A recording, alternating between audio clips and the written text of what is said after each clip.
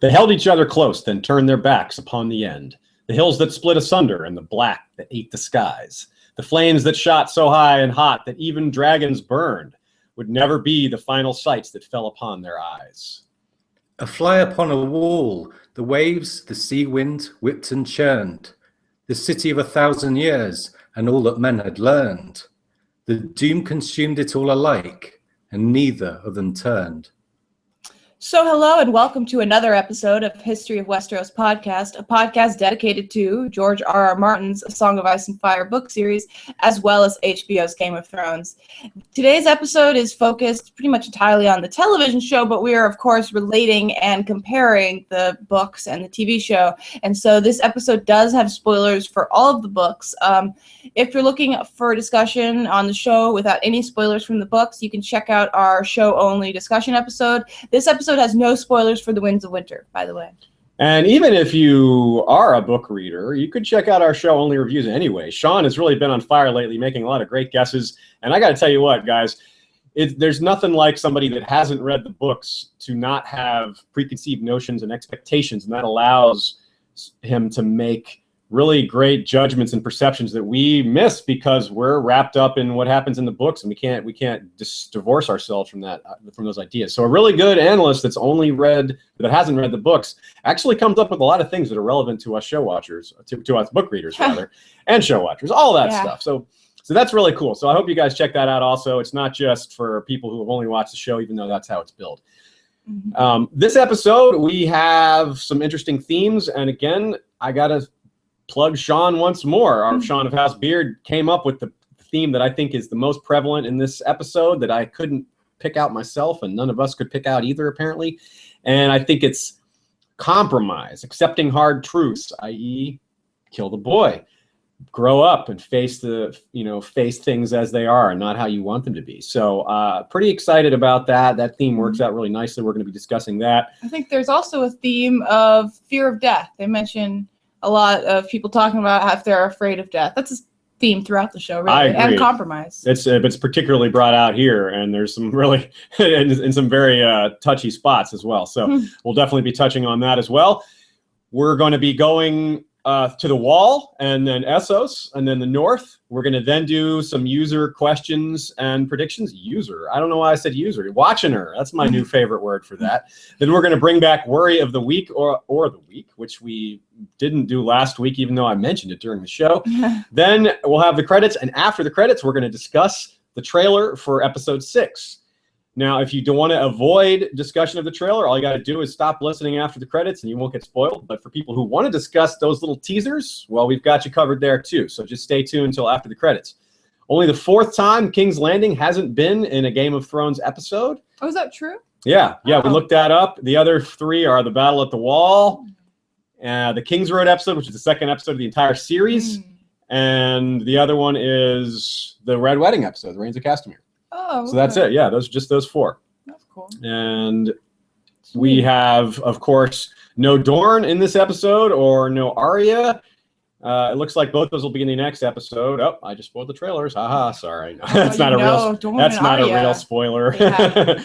But quick note before we begin, we're not going to waste much time. We're going to jump right in. But before we start, wanted to make sure you all know that A Hymn for Spring is out. It's the Tower of the Hand's latest ebook.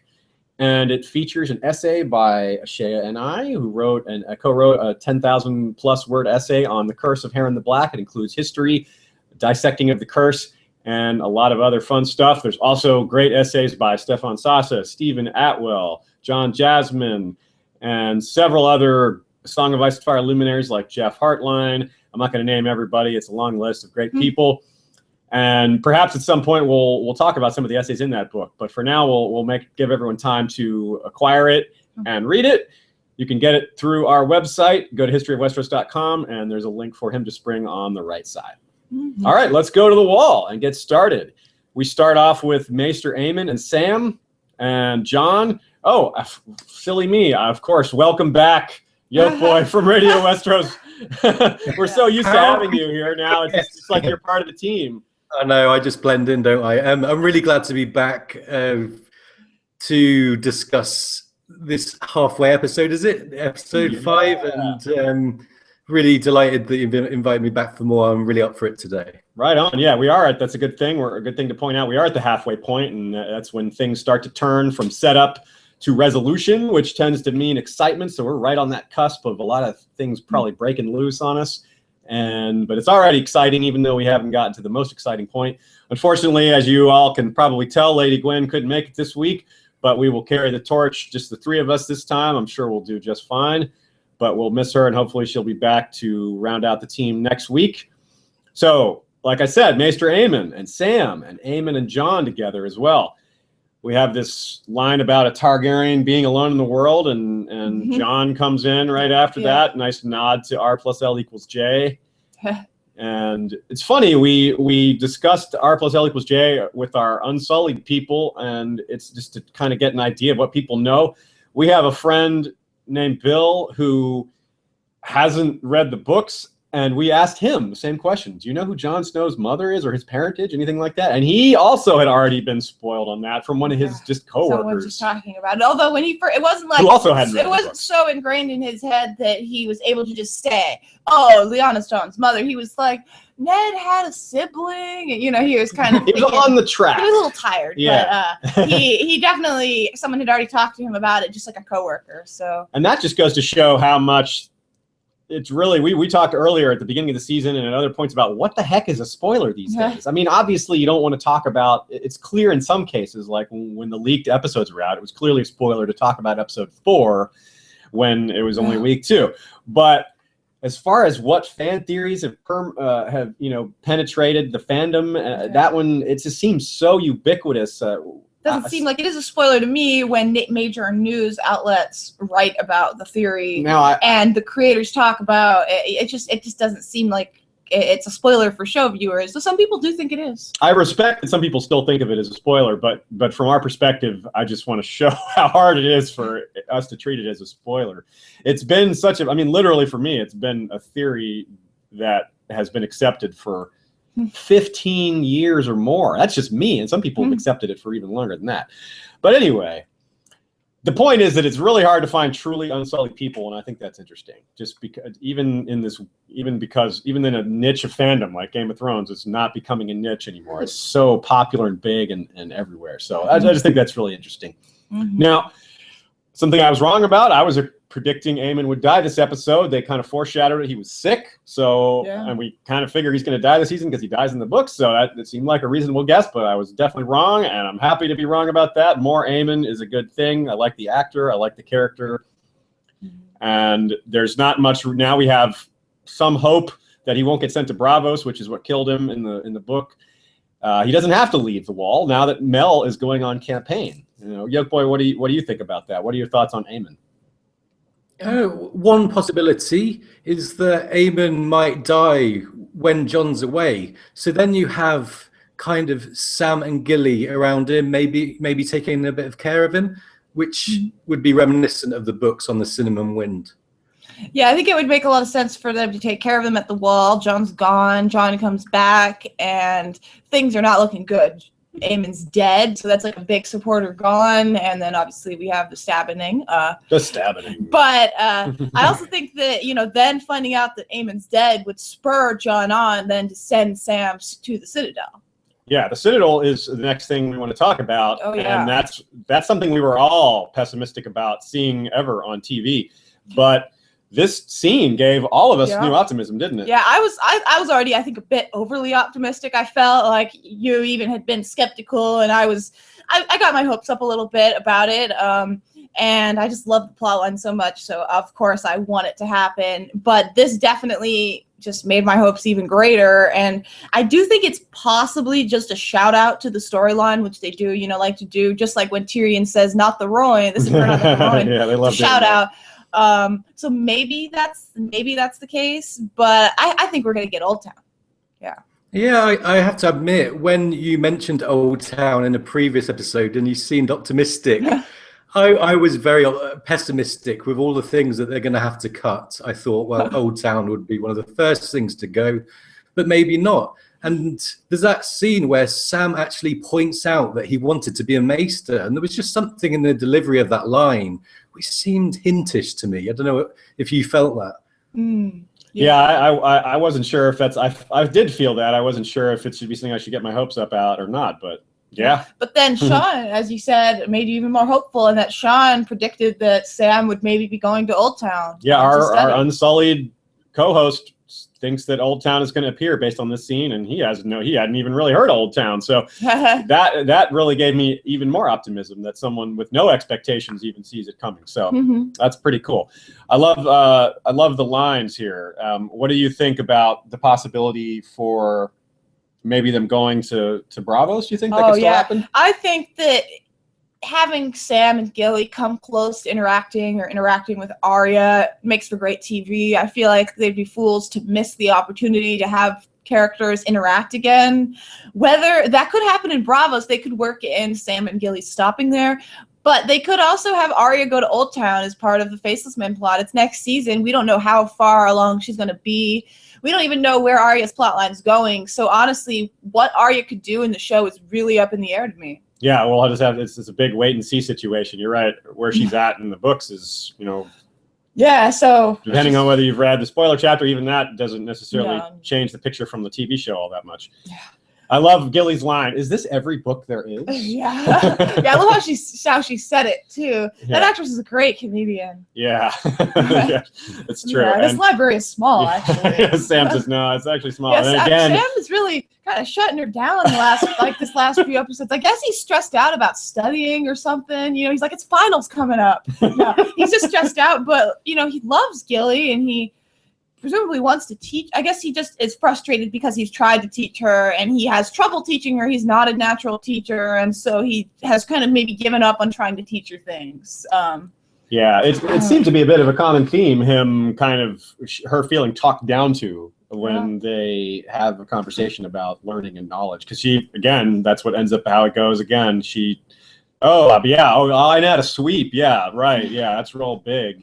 Yeah. And then she runs out of the room when Stannis comes in, so the conversation is kind of cut short. I really like this interaction with Sam. Stannis brings up Randall Tarley. We get a little history, the defeat of Robert, how it was the only time Robert was defeated.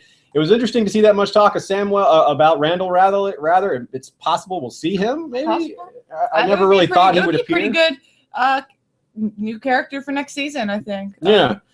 And then we get talk of Dragonglass and the Children of the Forest, and Stannis is really just on top of things. I really like the way he's doing things, and I'm sure show watchers who are not a fan of Stannis, some of them are being converted. What did you think, Yolkboy? There was a lot of interesting things in the scene, especially some of the undertones and some of the big mysteries. Yeah, I really like the inclusion of that snippet about Dragonglass, and looking at the books. This information, specifically that the Children of the Forest hunted with Dragonglass, is actually from a discussion between Bran, Rickon, Osha, and Maester Luwin in game, where Luwin gives the kids Dragonglass arrowheads. And I've got the passage here. Dragonglass, Osha named it as she sat down beside Luwin, bandages in hand. Obsidian, Maester Luwin insisted, holding out his wounded arm. Forged in the fires of the gods, far below the earth, the Children of the Forest hunted with that thousands of years ago. And this is the conversation that ends with Rickon asking for 4 arrowheads because he's 4 years old. And Luwin gives them to him, which is quite cute. And this is perhaps the first hint in the books that the Children of the Forest aren't just kind of fluffy, peaceful beings. It's saying that they hunted. I had a question. I just don't remember right now. What happens with those arrowheads? Rickons? Yeah. I guess he still has them. Does he have them? Good question. That is a good question. Seems like a pretty useful thing for him to have. If him and Osha very. have it, it could easily have saved them at some point, or will. I mean, 4 I'm arrowheads. pretty sure Bran takes some and Rickon. So maybe this is a Chekhov situation. Oh, it's very cool. Yeah, I never thought about that. Again, that's neat. The layers are so deep. We're going back to a quote early on in Game of Thrones, and we're seeing how that plays out later, much later in the books that haven't even happened yet. Never ends, folks. So the endlessness of a Game of Thrones never ceases to amaze me.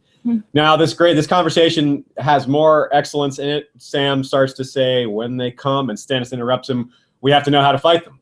Keep reading, Samuel Tarley. I'm pretty sure that line was for us readers. Keep reading. We are all Samwell Tarly. Yeah, all your books and you still don't know. Hashtag readers. Yeah. So that's a great line, great scene, great line, lots of hidden information, lots of nods. Mm-hmm. So good stuff. Now we can move on to Jon and Tormund. We are introduced to Hardhome, which is very interesting. We've heard a lot about Hardhome in the books, and we want to see, it's curious to see how it's going to play out in the show. I'm sure they're going to make some changes to it, but yet we'll have to wait and see what those are going to be. I'm a little concerned that Jon is going with such a small group, with a huge group of wildlings and a small group of Night's Watchmen. Do you really need to worry about Jon if he's going to be coming back to the wall? Yeah. But I guess I shouldn't worry about Jon. He's already kind of toast in some way or another. No. Toast, yeah. So in the books, though, this is a good place to look at some parallels so we can get an idea of what's going on at Hardhome in the books to prepare us to catch these parallels and maybe to make a few predictions. What do you think, yolkboy? Yeah, I've got some information, the background from the book's version of Hardhome. Okay. In the books, a wildling witch called Mother Mole, who's prophetic, and she has a vision about Hardhome. And Hardhome's a place that the wildlings once suffered very badly. And there's descriptions of a kind of mini Doom scenario there hundreds of years ago. Perhaps volcanic activity. And the possibility of volcanic activity might explain the dragon glass in the area, because obviously obsidian is from volcanic rock. Right. But Mother Mole this time predicts that ships will be there for the wildlings to take them south. And she thinks about this with optimism, as if it's going to be some kind of savior. However, she is kind of right, but not in the way she thinks. It's later revealed that slavers turned up to Hardhome, and them being taken south in her prophetic vision was the slavers taking the wildlings away to be slaves. Mm-hmm. So this really underlines the treacherous nature of prophecy that we see time and again in the books. Oh, yeah. Yeah, it's a big deal. It's interesting, too, that she was at least part right. It shows that some of the wildlings at least do have this actual supernatural power, even if, like Melisandre, they screw it up and read it wrong and all that. But yeah, George has said that prophecies can come true in unexpected ways, and that people's actions feed into making them come true, but perhaps not always in the way that they desire, which is true of a few of the prophecies. And anyway, Jon sends Cotter Pike and some ships to Hardhome, but then he gets a letter back. And I'm going to read this because it's one of the most creepy moments in Dance. I agree. At Hardhome, with 6 ships, wild seas, Blackbird lost with all hands, 2 Zenith ships driven aground on Skane, Telon taken water, very bad here, wildlings eating their own dead things in the woods. Braavosi captains will only take women and children on their ships. Witch women call us slavers. Attempt to take Stormcrow defeated, 6 crew dead, many wildlings. 8 ravens left. Dead things in the water. Sent help by land, seas, racked by storms. From Talon, by hand of Maester Hamoon. And it's then that Jon thinks his real war is beginning. So it's a really big moment in Dance. And he plans to range to Hardhome, which is where we are at the end of Dance when he is stabbed.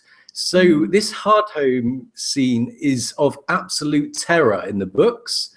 And it'll be really interesting to see how that's going to be portrayed on the TV show, whether they can kind of match that dead things everywhere feeling that you get from the books. Oh, yeah. Yeah, I have a feeling it won't be a letter that Jon gets. We might get to actually see something. That would be cool. I don't think a letter would have the same effect on the TV show that it does with the books when we're just reading everything. Yeah. Exactly. And so it doesn't seem like Jon will get stabbed before he goes to Hardhome in the show. Yeah, it seems like I don't know what'll happen there. Yeah, exactly. It seems like he'll either get stabbed at Hardhome or when he comes back from Hardhome. But yeah, maybe he takes some Night's Watchmen that are not feeling. I mean, why would he take like Ollie or any of the other people, his detractors with him, like everyone's his detractor now, right? Yeah. If he goes through with the plan. So now we have Stannis and Davos. Davos wants to wait for the wildlings, but Stannis says, no, the advantage is now. And in other words, they already have a manpower advantage. They don't need more men. What they need is to take advantage of the fact that Bolton isn't fully ready. He hasn't fully consolidated his power in the north, and the time to strike is now, also because of the onset of winter, though. It's not just because of the advantage, maintaining his current advantage over the Boltons. One thing not brought up in that argument that's an important point that Jon raises in the book is that if you have wildlings in your army, you are going to get attacked by the Umbers, you're going to get attacked by some other Northmen who hate the wildlings, and it's a bad political move to have wildlings in your army. So they didn't cover that, but it's a good point to bring up.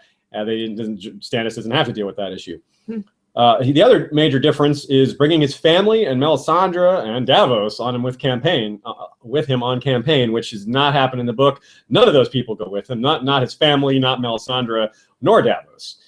And we've got some more thoughts on that later. It maybe puts some of these characters at risk, but it also removes the threat to Maester Aemon, as we said. It changes the dynamics with Shireen at the wall. It changes the dynamics of Melisandre and Jon. Has a big domino effect. And some of these things might still happen if maybe Melisandre returns to the wall later or something like that. But it's potentially a large change, but we don't know what they're doing with it. Yeah, I really have no clue. So I guess there's a lot of wait and see there. It's a very big thing to keep an eye on, though. Let's move to the meeting at the mess hall, where we see that even Dolorous Ed is against Jon in this decision. And there's just so many people naming names of who's been killed by the wildlings, and as their reason why they just can't do this. It's a very deep set feeling. It's very emotional for them. But we amongst all this talk of dead friends, we have some comic relief. And we have Stannis the Grammarian returning. Yeah, there's the nod to the few fingernails there. Yeah, complete with Davos asking him what and pardon, respectively. And each time he didn't quite catch what he had to say. Yeah, just to recap for those that might have missed it, we saw Stannis saying fewer, and this is a reference back to season 2, episode 4, where Stannis asks Davos, "Do your knuckle bones bring you luck?" And he replies, "Life's been good since you hacked them off, your grace, and it's 4 less fingernails to clean." And Stannis just says fewer. He doesn't apologize or anything, doesn't show any sympathy, he just says fewer. And Davos says, "Pardon?" Or fewer fingernails to clean. It's in the spirit of, it's a pedantic version of Stannis, isn't it? I love I noticed a lot of people, obviously loved that. I saw a lot of people tweeting. I even saw like a Twitter recap of everyone who loved Stannis' grammar correction from Hyperbole, I believe it was on Zap2It. They had like a collection of all the tweets about it. There was like so many tweets of people just like super stoked.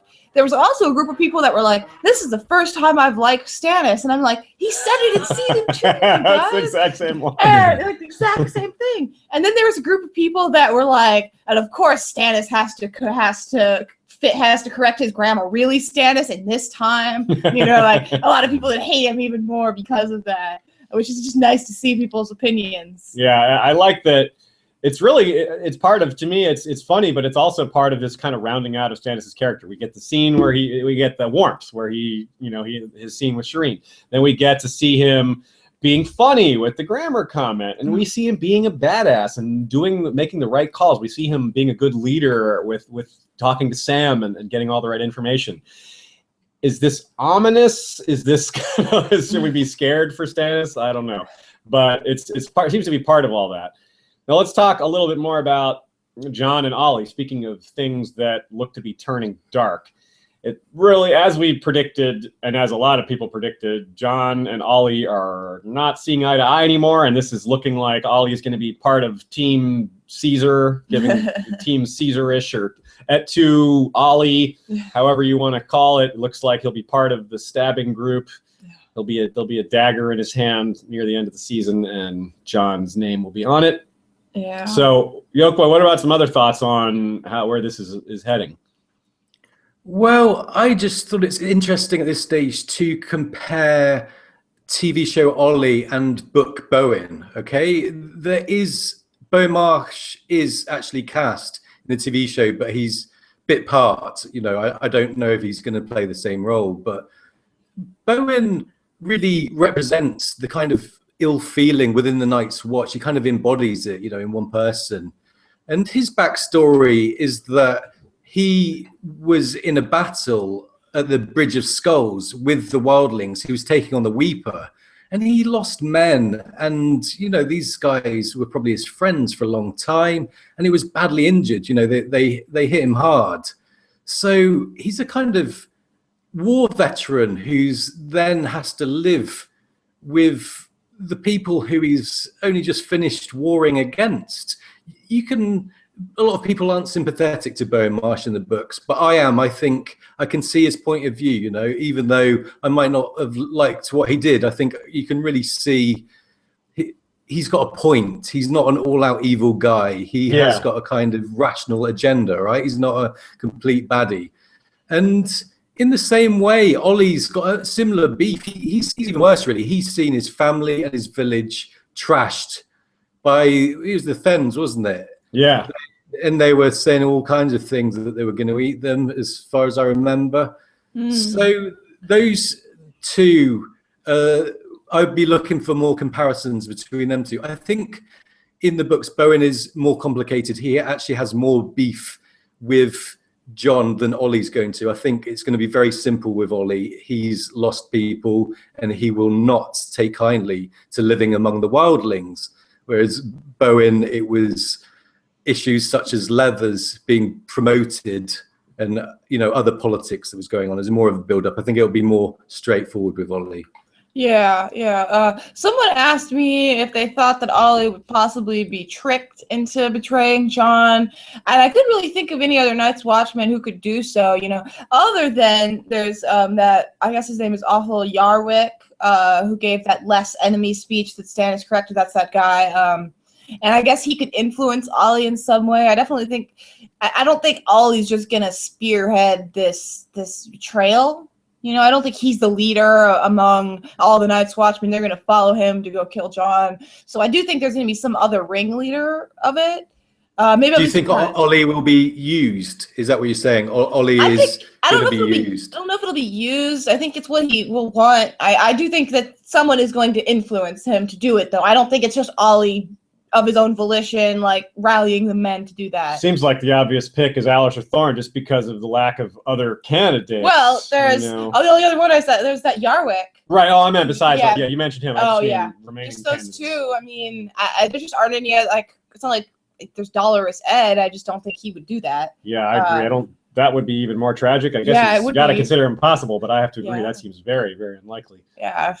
They're really the only three Night's Watchmen, other ones we really know. Yeah, that's true. Yeah, again, that's one thing that sometimes it makes things easy to predict in the show because there's just so few candidates to do things like, just like we predicted who would become the new leader of the Wildlings effectively because of who else is there. You know, Tormund had to be Tormund. There wasn't, you know, another option really.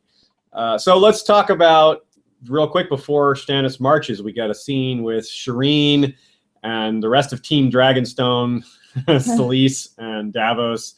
Yeah, we have Shireen the historian. Yeah, what is up with her mentioning the Winterfell crypts? That is interesting. That really stood out to me. I have no idea where that's going, but that piqued my interest. I think it could be something like Shireen is going to get to the crypts. It could be there's something notable in the crypts, or it could just be Sansa was just in the crypts, so they're referencing it again. You know. Yeah. I think that alone is a decent enough reason they put it in there. It's true. It could be bode well for Stannis supporters. This could be foreshadowing of Stannis taking Winterfell. Shireen won't be able to check out the crypts of Winterfell unless Stannis takes the castle. Yeah, it could be foreshadowing that she will not check out the crypts of Winterfell because she wants to so badly. Or it could just be that they were like, Shireen thinks she's going to Winterfell. What would Shireen care about? Like when they're writing, they're like, Shireen cares about history. She would be interested. That is a good point. Now, Selyse, of course, being extremely joyless and cold and unpleasant as usual. Nothing out of the ordinary there. Really just gives her such a shut down look. Like, you're not allowed to be friends with Gilly, and you're not allowed to talk to Davos about battles and all this. It's just like, geez, have you ever said a nice, pleasant thing? So I really like the march out of Castle Black, as I said before, but there's something interesting about it. Something peculiar. And it's the direction they're marching. It's not south, is it? They're going along, it's like they're going west along the wall. And the King's Road is directly south. That's been established several times. It's not some sort of just thing that the book is doing or the show is doing a little differently. This has already been established. So I don't know that Stannis is heading straight to Winterfell like we're kind of expecting. He might have other ideas. Yolkboy, what do you think? Do you think there's something else he might have in mind? I have no idea where he'd go if not Winterfell, Aziz. Yeah, it's not like other locations have been really brought up a lot. That makes sense. Yeah. I mean, what, the Dreadfort? Mm-hmm. Well, he considered taking the Dreadfort in the book before Jon talked him out of it, so I guess that's possible. And are we thinking that the clansmen won't be coming into play in the TV show? It doesn't seem like it, does it? It seems unlikely. No casting announcements about anyone like that. Yeah. At least. Yeah, I'm not sure. I can't quite remember in the show how they depicted the King's Road in terms of large forces marching out. It wouldn't be so weird to me if, like, they exit Castle Black and they go to the right a little bit and then they go down. Yeah, I mean, maybe a lot of his men were stationed just below the wall, so they had to group up. There's a few explanations, but I don't remember what it looked like when other troops were marching toward the wall. Yeah, they might be reading too much into nothing here, but they might have just chosen that because it makes a beautiful shot to see absolutely. They're marching parallel with the wall. It could be nothing, but I took note of it, and we'll have to see. I think if you make a cooler shot to see them marching from, with the wall getting smaller behind them. That would be cool too, yeah. But it looks anything cool with the wall in the background is going to look cool. That's true. So, Yolkboy, you had some thoughts on an interesting potential parallel going on with Stannis in terms of war and battle. Yeah, well, just looking ahead, nobody knows what's ahead for Stannis in the books. I mean, you can make good predictions about the Battle of Ice, and I think that one might be a very strong prediction. But as for taking Winterfell, I am not as confident as like everybody else seems to be. I think it'll be more complicated. So just thinking about the TV show, I just wondered, in a way, fire stopped Stannis taking King's Landing, didn't it, with the wildfire? So is it possible that ice could stop him taking Winterfell? And there was those mentions of winter coming and heavy snow as well. And it's also interesting to kind of predict what influence Melisandre could have. She was left behind at Blackwater in both the TV show and the books. And so it will be really interesting to see her kind of snowed in, if that's what happens. With her being an agent of fire, will Mel's powers diminish? Or will her being able to, keep warm? Will that work in her favor? How is she going to fare if she is snowed in? What do you think? It's interesting. I like this line of thinking because, like you said, there's different things that happen on his campaign without Melisandre. Like we have that scene where there's the cannibalism and they're all snowed in and they're like, we need a victim, we need to sacrifice somebody to get the snows to break. Well, they're not going to have it's going to be a different situation with that regard because they have Melisandre right there. Whatever they need, if she can't provide it, then I don't know, will that be an act? Will that test their faith, or will she just live up to it? Will she do what's necessarily? Will she keep them warm somehow with her fiery abilities? Yeah, something I thought of. You made an interesting point. This isn't quite as directly related to the show, but when you talk about, fire stop Stannis from taking King's Landing, we've had our theory about, the Battle of Ice, how he'll have a trick on the ice lakes, on those little lakes. Yes. And that would help him to win the battle. So then I never connected it to fire helping him lose and ice helping him win in the books. And I have no idea if that will happen. It's just a theory, and I have no idea if it'll even be remotely similar in the show.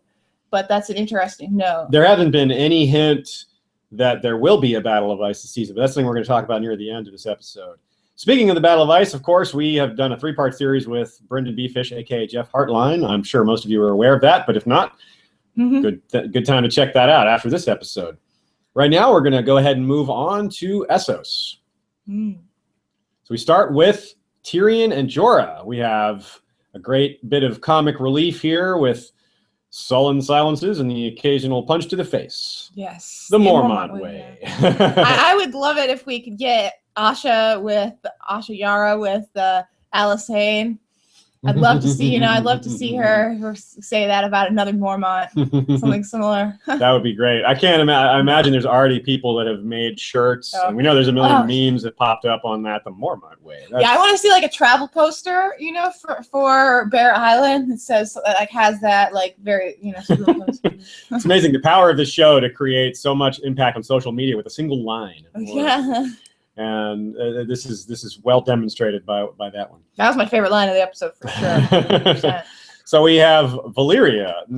The shout out to the Royne was cool. They do that kind of thing where they make a big change, but they like to throw a nod to the book readers and say, "Look, we know the Royne. We know we changed it. We kind of had to, but here's a little shout out for you guys." Yeah. So, Ashaya, why don't you start us off? Thoughts on how Valyria looked? Yeah, I was disappointed. Not to say that it didn't look cool, but and I mean it did look really cool, and it was thematic and lovely to see Drogon flying over Valyria.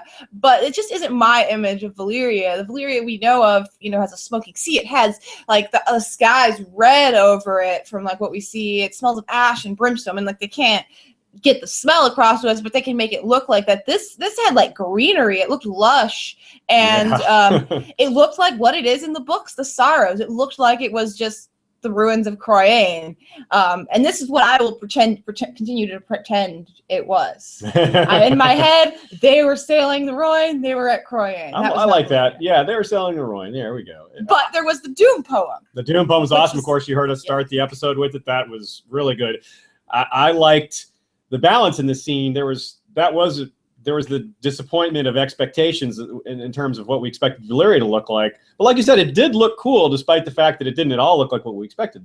And the poem was cool, Drogon was cool, and the dialogue was cool. So it was still, despite the awkwardness and the difference, it was still a good scene. And it was mostly weird to me because they're talking about it. They've talked about what Valyria looks like, and they're talking about the smoking sea as they're on the sea, and it's a it's small not even river. A sea. It's a river. It's a small river even. Yeah. And there was no smoke. Yeah, in the next shot, you can see a little bit of fog, but even that wasn't very much. And they, like you said, they've talked about it being destroyed by volcanic activity. There was the History and Lore's videos that watcher John Lanuette said he found us because of those History and Lore videos while searching for those. Our podcast turned I love those so much. They're they really are great. really I would it just reminds me how much I'd love to see an animated A Song of Ice and Fire. Yeah.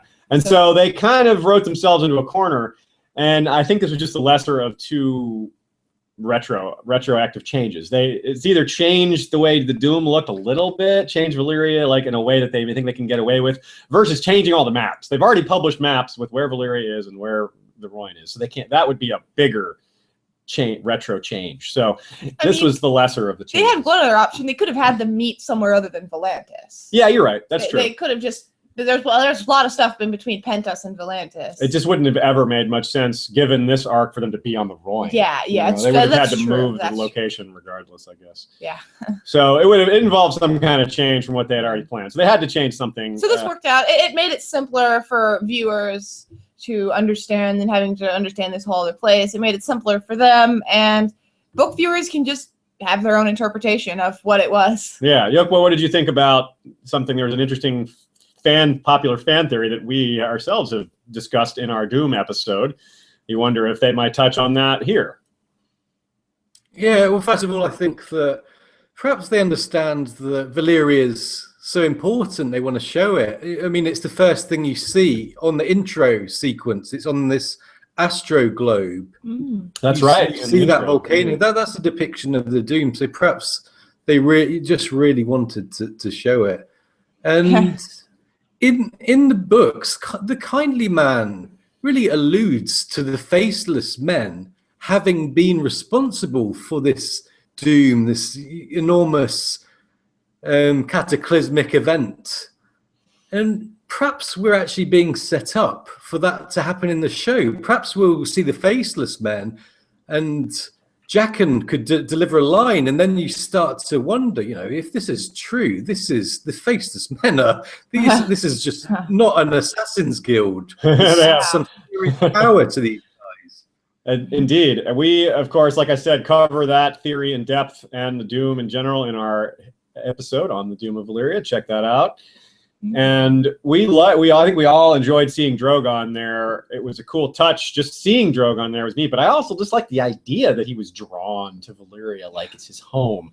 There's a little of that in the books already. Anyone who's read The Princess and the Queen might be aware that there's a bit of a mystery.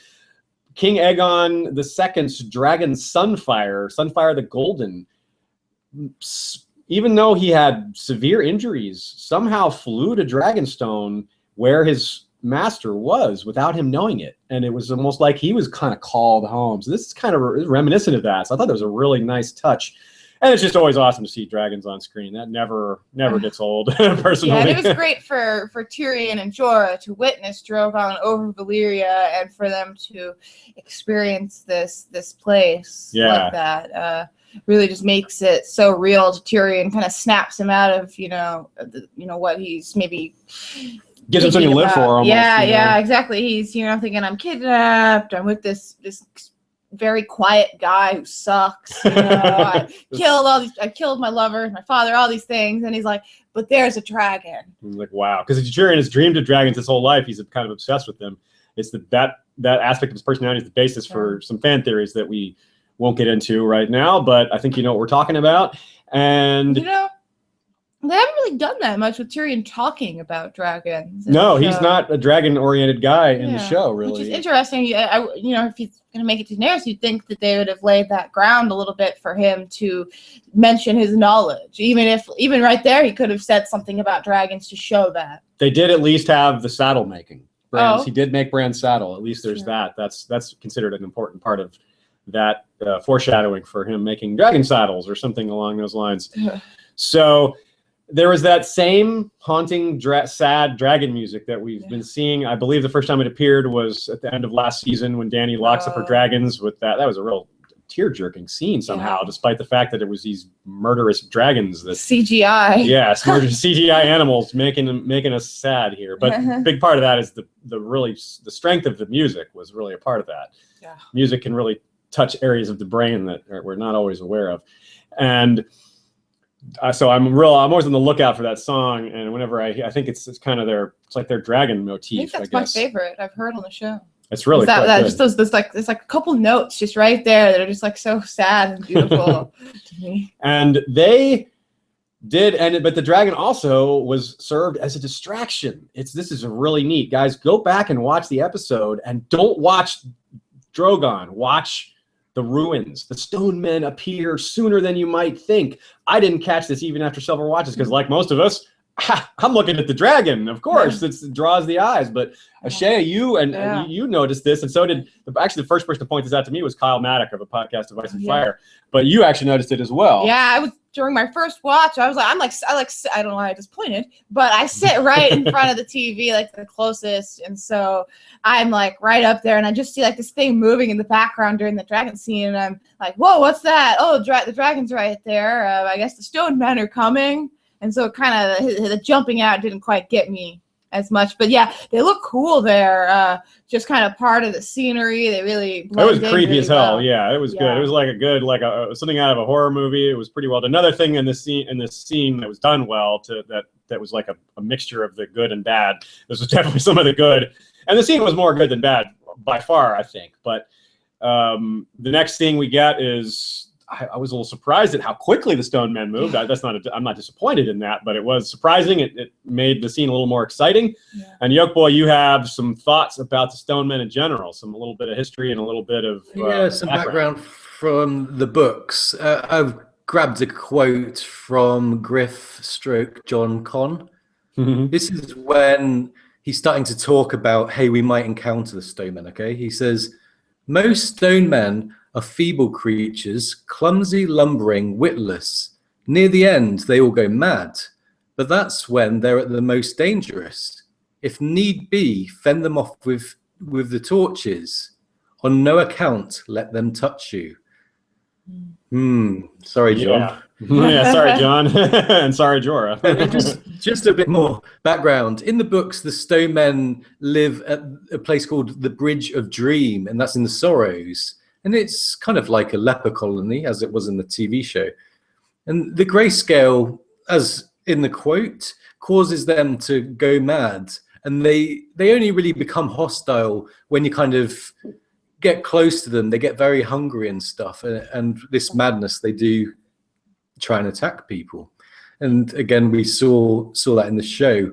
I think in the show, there's 3 of them dropping down. That's exactly the same in the books. Anyway, in the books, the Shy Maid sees the Bridge of Dream for a second time. That's the really weird bit where you get this kind of loop in the river that's never really explained. But the second time they see the same bridge, the 3 men jump from it, and one of them pulls Tyrion into the water and is saved by John Connington, who later develops greyscale as Jorah does. So apart from the obvious differences, they kept fairly faithful to the sequence. I thought they did pretty well. In that I think they may have even included a nod, an homage to the seeing the bridge twice, the like teleport thing that's really unexplained. Because how else do you explain how Tyrion and Jorah ended up so far away from things without their boat? It's almost like they made a nod to that. Whole thing. I know they did wind up real far away. One thing about that scene that I really liked is that Tyrion's all tied up right there on they're on like a tiny boat, which it makes it really terrifying for them to be coming out after he's like backing up trying to just stay away. He doesn't have use of his hands. He's just truly helpless. Yelling for Mormont to help him and cut him free. And that added a good dimension to it, I thought. Yeah, I agree. And so it looks like we guessed right on Jorah being the one to get grayscale. We can pat ourselves in the back for that one. And of course, we got some things wrong too, but that's the nature of making guesses. But Jorah is much friendlier now. Yeah, he is. After this near-death experience, a shared experience, as they say in Harry Potter, there's some things you can't go through without becoming friends. Yeah, so you can tell Jorah's a lot nicer. He's a lot nicer. I'm curious, will this keep up? How long will it keep up until the next bad things happen? I'm not sure. There's a lot of questions about that. Watchiner Gregory White, a friend of ours, came up with a good nickname for Jorah, a very Game of Thrones style nickname. He is now the Grey Bear, which like Grey Worm. The Grey, which is nice for Grey Worm or Pale Mare, kind of rhymes with that, And since the grayscale might be replacing the Pale Mare on the show, if Grey Worm gets grayscale from Jorah, he'll be the Grey Worm. Oh my God. So, Yolkboy, you had some other thoughts on grayscale in terms of Jorah's outlook and what we might... Yeah, just for those worried about Jorah, obviously he's shaping up to be a kind of patient zero. So perhaps our first worry shouldn't be with Jorah, but Jorah's fate. This is how it goes with grayscale in the books, okay? Here's a quote. Death, but slow. 1 year, 2 years, 5. Some stone men live for 10, and this is what John Connington thinks about it. So you're looking, it could be 1 year, but it could be as long as 10. But of course, the real risk, as I said, is the spread of the disease, especially if Jorah is going to keep it a secret and have his hands on people. Now, here's where I want to throw in show watchers' perspective. That's really interesting. From a show watcher's perspective, they don't know what we know about grayscale. And they've been presented with lots of grayscale talk this season, but they've also been presented with the fact that Shireen was cured. So a lot of show watchers think that Jorah is going to get cured. That's actually a very popular belief right now amongst people who haven't read the book. So we're all more doom and gloom about it because we just know how nasty grayscale is. But that's part of our preconceived notions. And from a show watcher's perspective, which might be more accurate because the books are not the show, maybe Jorah is going to be okay. Maybe it'll just be really bad for him and he'll come out okay. Maybe he'll be scarred and messed up, kind of like Shireen is, but maybe he'll get out of it somehow. So that's an interesting point of view, and I can't say that it's wrong. We'll just have to wait and see. But Jorah fans, all hope is not lost. Now, are they really going to walk all the way to Marine? Yeah. I hope not. That would be kind of silly. Yeah, I was curious where even was that, gorgeous beach that they were on. Yeah, they should stay there. They should hang out there. I'm just like, in relation to Valyria, is that Valyria? How did they go that much farther? I have no idea where they are. So what seems likely then, if we look at the book plots, Yolkboy, I think we have a good idea of what might happen. It might just kind of go similarly to the books, minus a ship. Yeah, well, or bear in mind, they pointed out that they're going to be on foot. So they are vulnerable, aren't they? Yeah. Dwarf and Jorah with greyscale. If they come across some slavers, they can't put up much of a resistance. And I think that could be how they end up in Marine. Yep. Getting enslaved. Yeah. Let's look even farther ahead. If Jorah gets back in Dany's good graces, he might take some of the arc that Barristan left behind. Some of the things that Barristan does in the books, maybe Jorah will take that over.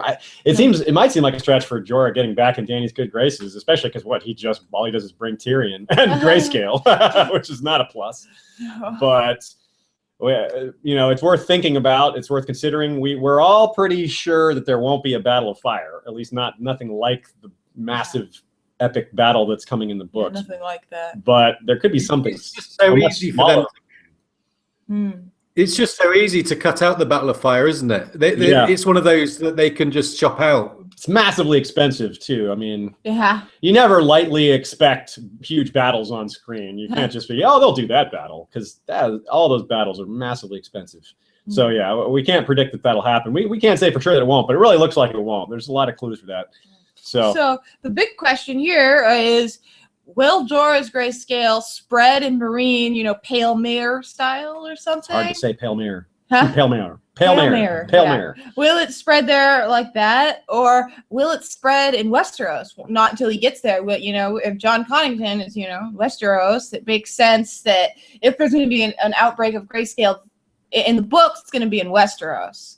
And so maybe he won't spread it in Marine, and he'll get to Westeros with Daenerys, and then it'll spread. Maybe there's no spread at all. Yeah, I'm really curious to see where that goes. No. I expect it to spread in Marine because they're going there. That's what I think too. But I really think it's going to happen in Westeros too, because it seems to be set up in the book. So maybe Shireen spreads it, maybe it comes back, because that's the thing that's foreshadowed too in the books. Val freaks out on Jon, saying that no, grayscale doesn't go away. It just sleeps. It will return. That could be something with the supernatural element. It could be with the general return of magic, the comet, dragons, the others gaining in strength, all of that. Maybe grayscale that's part of why grayscale is becoming more of a thing.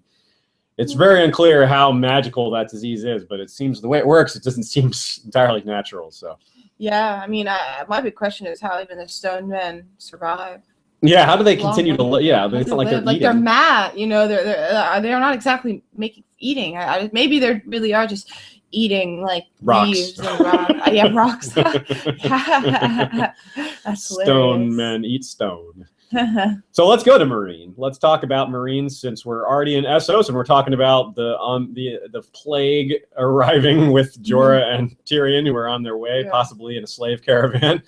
Watchiner Garrett of Alcatraz Rock caught something a few of you guys out there or more caught that none of us did, though. So good job there. The prostitute who helps con the Unsullied into the ambush that Grey Worm and Barristan are taken in is the same one who is with White Rat, I believe his name is, the Unsullied whose throat is cut in the first episode this season. We did not catch that was the same person. It totally makes sense. But he also suggests the possibility that maybe she's a noblewoman posing as a commoner, some sort of higher up figure that's just kind of working her way as an agent, and we might see her again. So look out for her. She could pop up at the wedding or something like that, and that would be like, ooh. And if you didn't know who she was, you wouldn't have caught that, if assuming it even happens. But I don't think we've seen the last of her, so keep an eye out for her.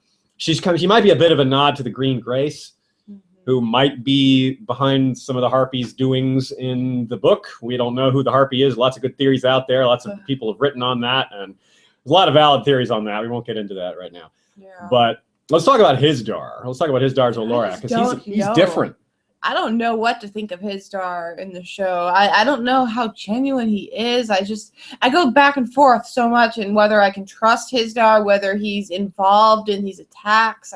I just have no idea. I mean, and the actor he seems so genuine, and so I don't know if that he's a good actor showing that he's genuine, or if he's not a great actor not correctly showing that he isn't genuine.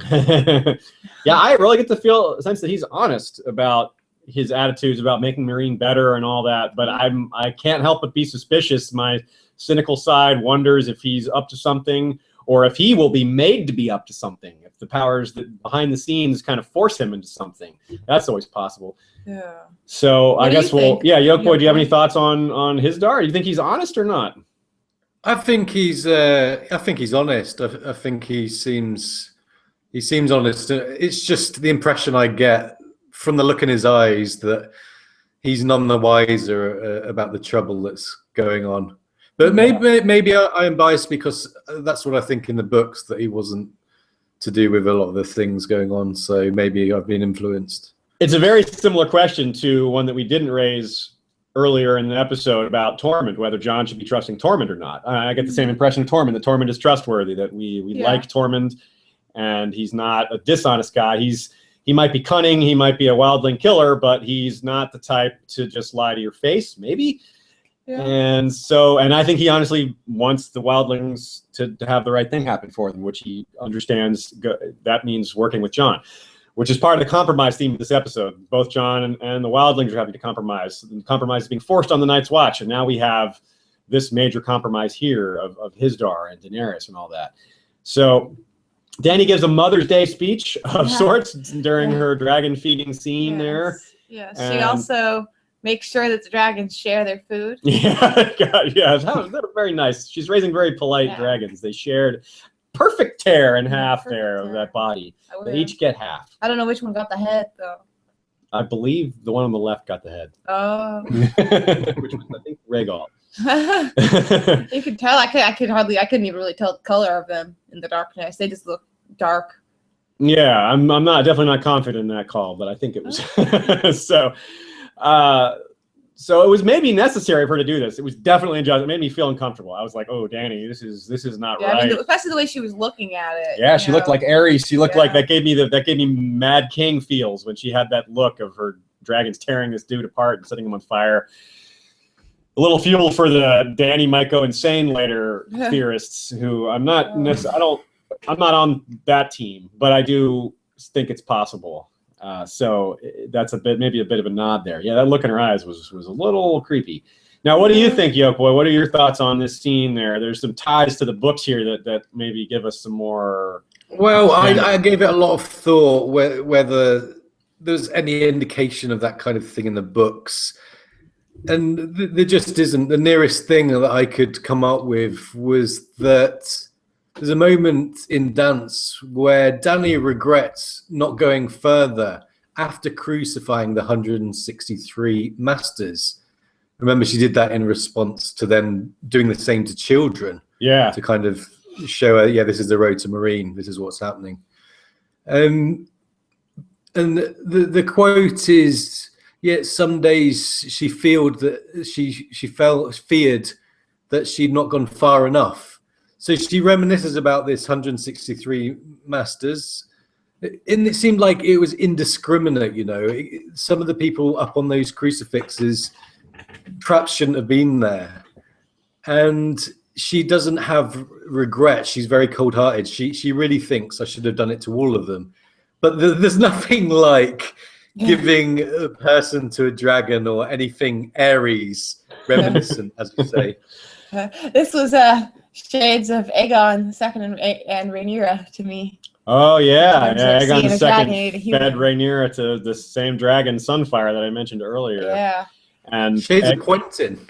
King, as well. And King Aegon III witnessed this. The future King Aegon III witnessed his mother being eaten, so that messed him up a bit. So.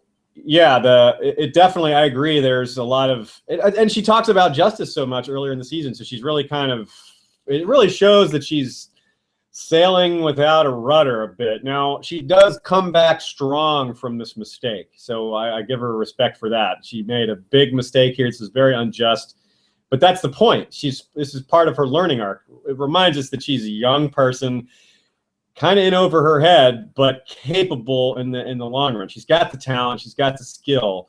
She doesn't have the experience. She doesn't have the right attitude sometimes, because she loses her temper. And this is a recurring theme of a lot of characters. We talked about this with Ramsay and Cersei, about how they're both so filled with rage and paranoia that they don't stop and think. This is Dany's version of that same thing. She gets her temper. She loses her temper, and she gets cruel and almost savage with her attempts to get back at the people that made her feel that way. Did you not think it was quite unrealistic that she suddenly changed her mind? I don't know if it was unrealistic, but it was too quick. It was my same complaint that I had with the Jon Stark stuff, where it was just like, boom, done. Jon's not going to take the offer. I thought that Dany's decision, I thought that she arrived at a reasonable place, but it happened so quickly.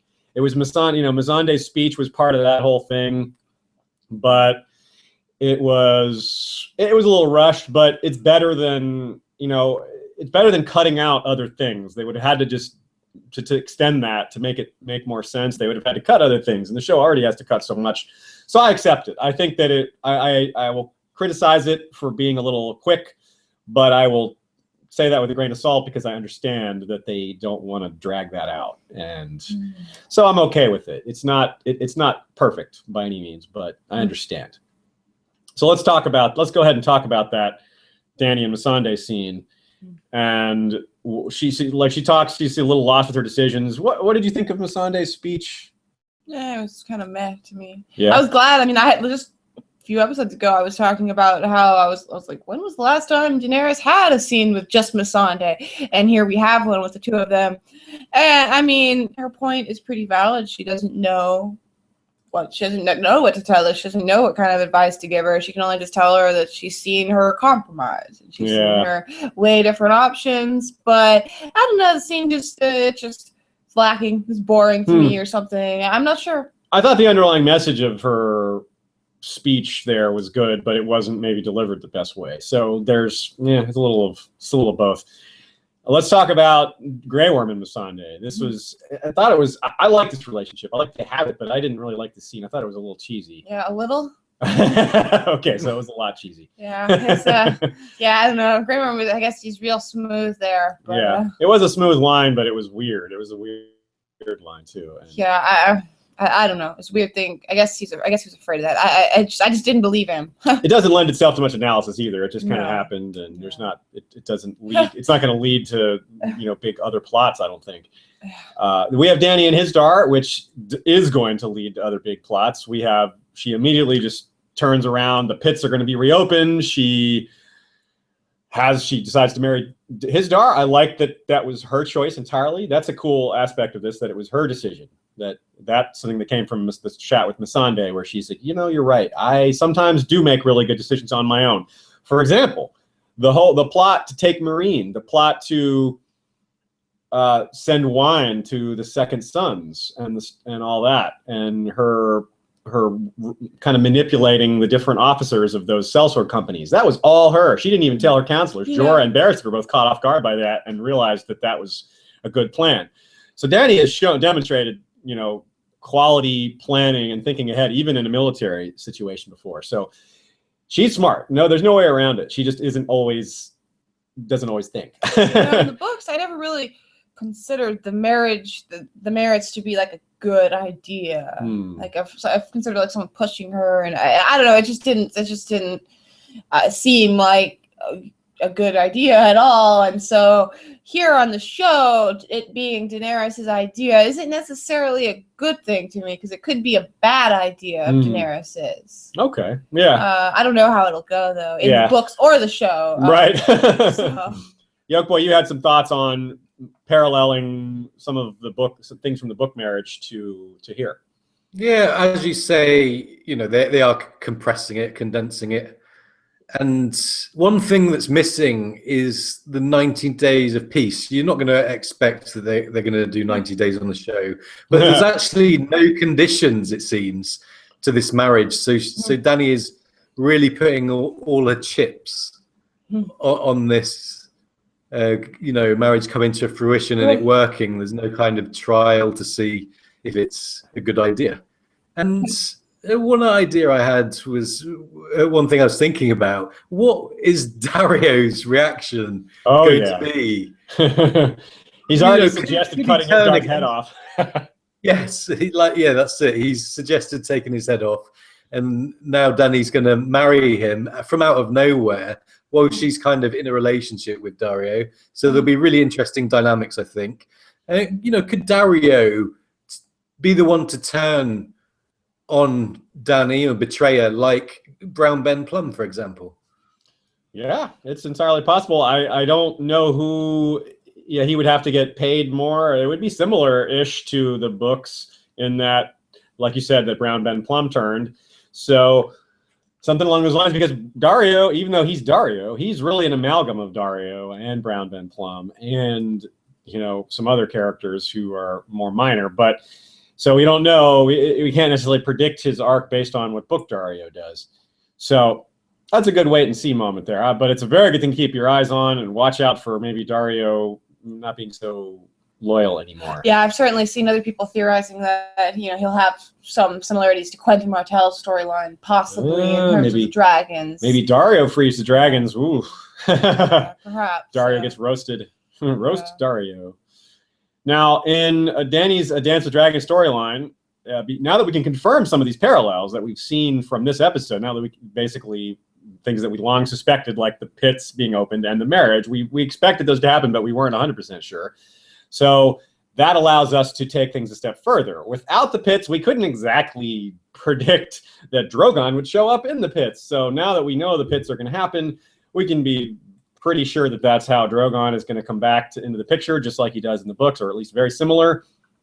So let's think about some other possibilities. Like we were just guessing about what his Dar might do with his new powers. He's going to be king. Maybe that makes him a shitty guy instead of seemingly kind of a cool, reasonable Miranese guy. Instead, maybe he'll become drunk with power now that he's going to be the king consort.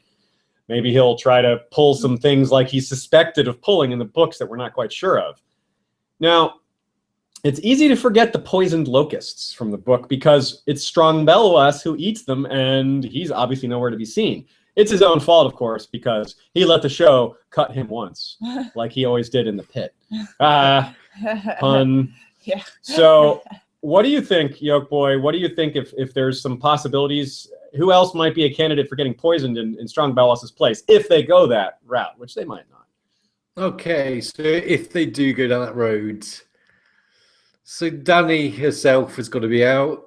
Yeah. And she's really running out of counselors, isn't she, now, Barristan? Dario and Missandei are really the only options. As you say, it comes down to who's actually available, like we see in other plot points. Unless we consider Hizdar himself as a potential victim instead of a vaguely possible culprit. It's pinned on him in the books, isn't it? So yeah, but they might just want to kill him instead of incriminating him here, or yeah, they could do, but it's probably an unnecessary plot point, I think.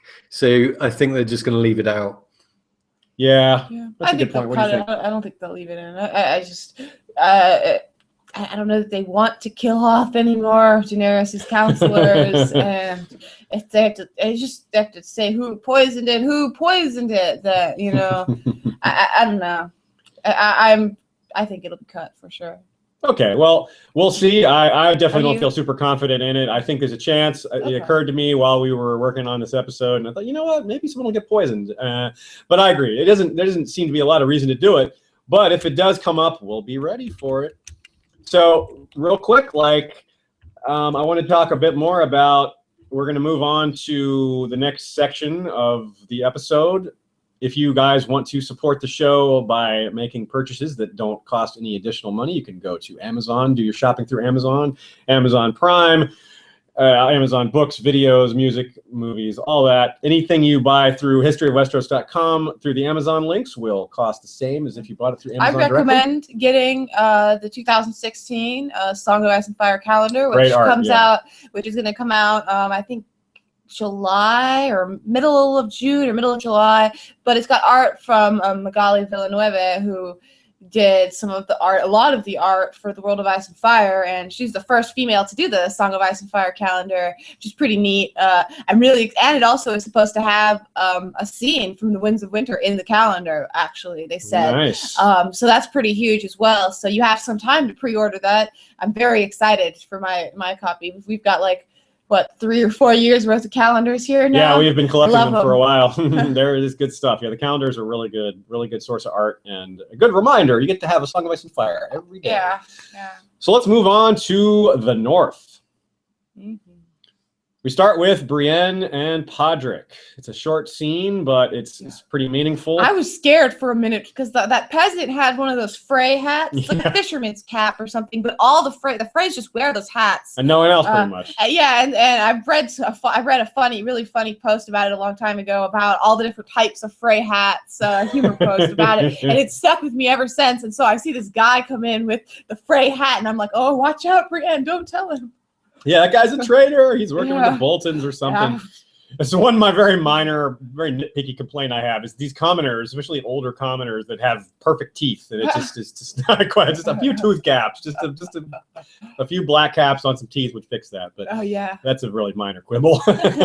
But one thing that was a little maybe missing that's a bit more of a quibble, but has a reasonable explanation potentially, is he talks about this guy is loyal to the Stark. Brienne gets the feeling that this guy is a real Northerner. You know, he's a Stark and Winterfell kind of guy. He remembers Eddard's father Rickard, and he remembers his father Edwyle. He doesn't say them by name, I don't think, but he certainly has been around a while. He's a Stark loyalist a bit.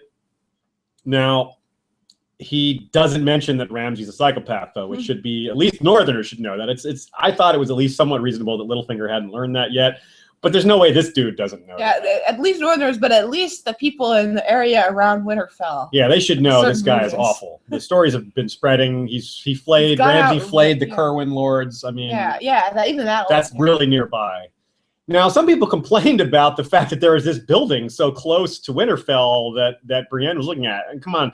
I'm all for legitimate criticism, but this building has been there for a while. Tyrion went to this whorehouse. It's not necessarily the same building, but Tyrion went to a whorehouse outside of Winterfell in the first couple episodes, more than once. And there's a winter town in the books, which is a town that's right outside of Winterfell that people come to live together, to be close together and share their resources when winter is at its worst. So this could easily be seen as that. Yeah. So this totally fits. You don't even have to explain it away. It is a complete perfect fit. It just, we've all forgotten about it. I had to look it up. I thought it was weird at first too until I looked it up. So that fits nicely. But watching her from Russia with Love 007 rather. Yeah. Sorry, your James Bond name is very important there. He asked if Brienne was going to be combined with Manderley, and it would explain the travel and combine some of the plot lines. Good thought, but apparently we're just going right past the travel. Brienne just made it to Winterfell somehow. But that doesn't mean she can't be involved in some of the Manderley plot line, which is the taking of revenge inside Winterfell and maybe nightly murders. Well, Brienne doesn't necessarily seem like the type to be the nightly murderer type, but she could be doing that. And I certainly like the idea of her infiltrating Winterfell. I think that's not unlikely to happen. It might be a little more like Mance than like Manderley, but there's some evidence that Mance and Manderley were working together. So it fits pretty well. So good thinking there. But let's talk about Ramsay and Miranda. There's some book parallels there, too. Miranda isn't as random as she might seem in terms of her character appearing. Although that name, I hate that they gave her that name. I They agree. care so much about changing names, and they changed Asha to Yara, and all, they couldn't even change Miranda. They named her after Miranda Royce came in. It's just weird to me that they have Miranda interacting with Sansa and Miranda Royce interacting with Sansa, and both have jealousy over Sansa. Anyways, it really bothers me. Yeah, I wonder. I'm not sure if it was just an accident or if they did that on purpose to kind of carry over the two Mirandas. But yeah, I don't know. I don't know. So, yolkboy, tell us about some of those parallels. Well, I was just thinking because Miranda in this episode reveals that she's the Kennel Master's daughter.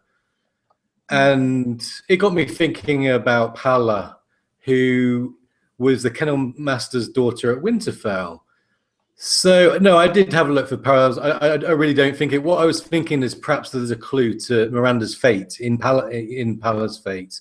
Miranda was actually the Kennel Master's daughter at the Dreadfort, and now they've moved. So it's not exactly that she's not taking the character of Palla at all. But for what it's worth, Palla is raped by the Ironborn and then taken captive at the Dreadfort, actually, and her final fate or well-being is unknown. And so I don't really think much can be gleaned, but I like to kind of throw it out there. Maybe someone has an idea. Yeah, it's a good parallel. It's worth mentioning. Maybe one of you guys out there will pick something out that we did not. As always, we have been really enjoying incorporating I keep saying user, watching her feedback. And you guys have asked a lot of... telling you something. It's telling you it's a shorter word. A lot of great questions, a lot of great feedback, and we're going to do a series of them at the end of this episode, assuming we have time, which I think we will. So some of the questions we've woven into our dialogue here, and some of them we'll just do as standalone. Miranda's jealousy bores Ramsay, and he says this chilling line, "You're not going to bore me, are you, Miranda?" And she says, "Never," and bites his lip and shows that this is what Ramsay likes. Ramsay, I guess he likes his women to be kind of violent and like that. Yeah. So, which actually, there was more to the scene than I thought. When I first saw the scene, I was like, "Oh, what is this? Just showing naked people again? Come on." But I think it might be a clue to Sansa's path to getting Ramsay, on to being able to manipulate Ramsay. If she can treat him a bit like the way Miranda does, it'll be hard for her because she's not really like that naturally. But if she can learn to do that, she can learn to manipulate Ramsay. She has contempt enough for him. She definitely has contempt enough for him. That is very true. We'll be seeing a little more of that in just a few minutes. But so I think the undertones in that scene were actually more interesting than I thought on my first watch. So I think that might be a bit of a parallel, might be foreshadowing for what Sansa needs to do to not have awful things happen to her through Ramsay. And I do have a lot of optimism there. So I hope I'm right too, because none of us want to see bad things happen to Sansa. But what about Miranda's danger that she's putting herself in there, yolkboy? Yeah. We did say on our episode 3 evaluation that Miranda's jealousy was heading towards sowing the seeds of her own downfall. And I think now it's been brought up again with that line that, you know what happens to people who bore me. I think it looks very ominous to Miranda. And you know what? If it's Miranda instead of Sansa, I'll be all right. Yeah. But, I think bad things will happen to Miranda, and that's what we said since episode 3. A lot of your watchers and people out there have thought the same thing too. Yeah. So we have right before that, in between Sansa meeting with Miranda, we have Sansa and the old woman's servant, and I just took it for granted that this message was from Brienne, that she says, if you're ever in trouble, light a candle in the broken tower. You're not alone. First of all, this is kind of weak. Like, run up to the tower and light a candle? Yeah. Like, what?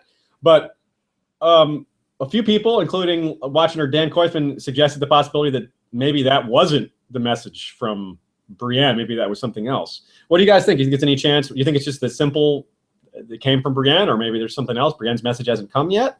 Any possibility for that? Well, I think it's more likely for it to be Brienne than for it to be a trick or anything from someone. It just makes more sense for Brienne, if you light a candle. But can Brienne even see that? I wouldn't think so. It's so far. It's kind of a weird thing all around to me. Maybe it isn't Brienne just because, again, what help does that do to Brienne? Well, it is in the top tower, isn't it? It's in a very tall tower. So whether it's realistic in real life, in actual TV show dynamics, it makes sense that it's someone outside. Light it so someone outside can see. Because if you're in Winterfell, you wouldn't be able to see it. Okay, I guess I just can't imagine actually still being able to see it from that far away, like where Brienne is.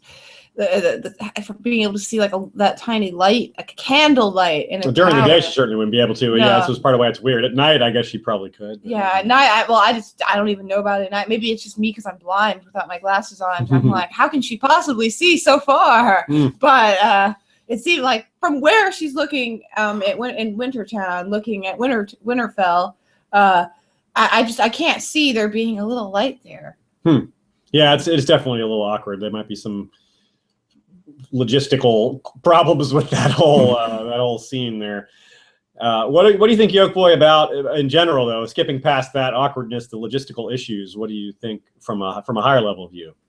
Okay, I think it's an increasingly frightening situation for Sansa, but she does seem to have allies, perhaps in Brienne and some of the Winterfell folk too. But, I really hope that Sansa doesn't remain trapped in a purely victim role, like a damsel in distress. I actually hope that she's proactive and is able to use her smarts in protecting herself, as I think that we'd all like to see more of that side to her personal growth. She's been in a hostage type situation since very early on now. At the end of season 1, really, she's kind of been in this hostage role. I'm becoming slightly bored of those dynamics, so I'm really hoping there's some way that Sansa can take some control, to some extent at least, of her own kind of well-being. And on one hand, there's the looming threat of the monstrous Ramsay, and on the other, there's Littlefinger's hints that he's taught her to play the game and that she's learnt from the best. So I'm praying that the latter case comes to the fore.